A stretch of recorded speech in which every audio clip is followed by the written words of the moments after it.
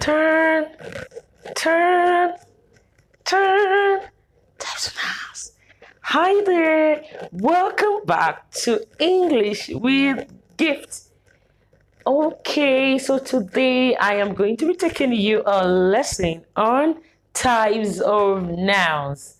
In this lesson, you're going to be learning 8 types of nouns, of course, which are going to help to improve your reading, speaking, listening, and writing skills.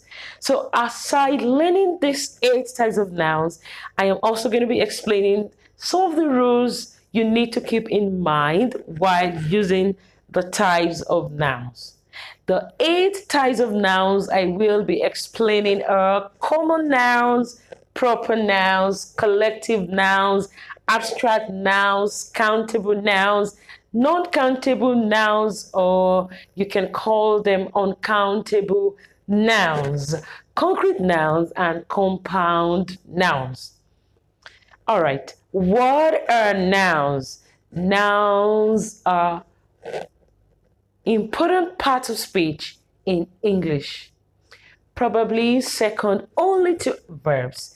It is difficult to say much without using a noun. There are several different types of English nouns, and it is often useful to recognize what type of a noun is because different types sometimes have different rules. This helps you to use them correctly by learning their rules. So, like I said earlier, there are different types of nouns. Some nouns can be either proper or common, depending on the context. For example, a Kenyan is common, while a Grand Kenyan is proper because it's the name of a specific place. So, what then is a common noun?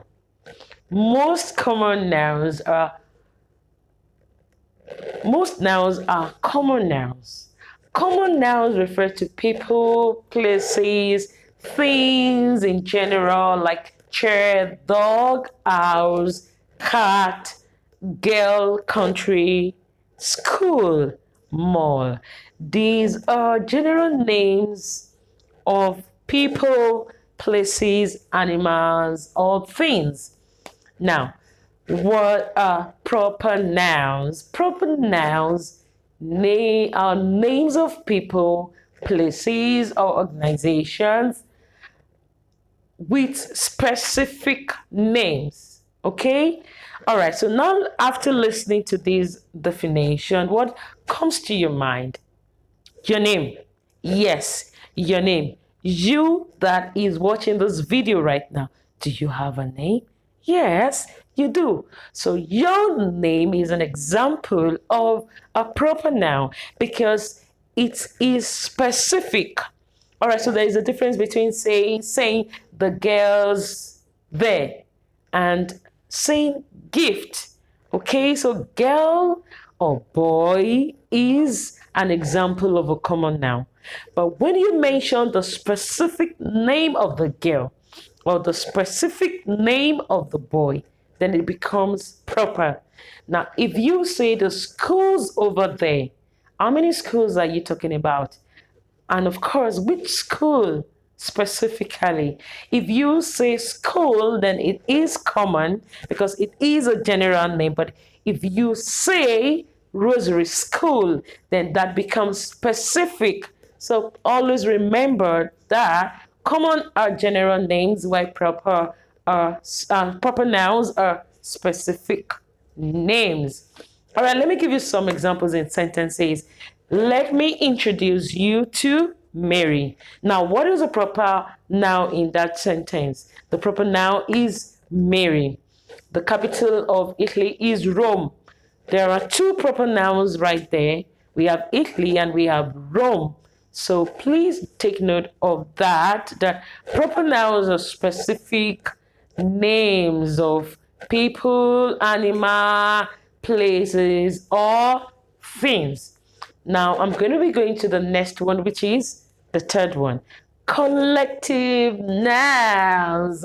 A collective noun refers to a type of noun that encompasses a whole group or an entity, a single entity, as well as the members of that group.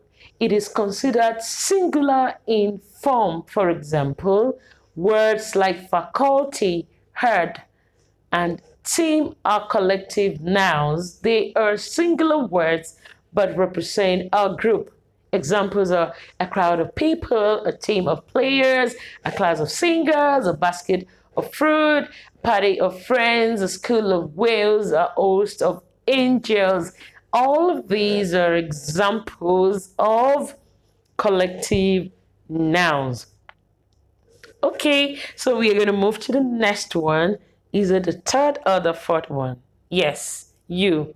Okay, so we are going to the fourth one, which is abstract nouns. An abstract noun is a noun that refers to an intangible concept such as emotion, a feeling, a quality, or an idea. In other words, an abstract noun does not refer to a physical object.